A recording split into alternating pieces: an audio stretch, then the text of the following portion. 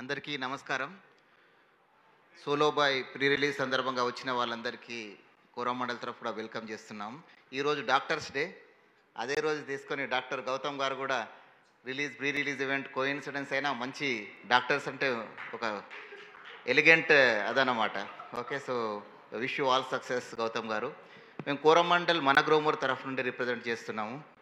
మామూలుగా మీరు more super market, Spencer market చూస్తుంటారు అర్బన్ ఏరియాలో.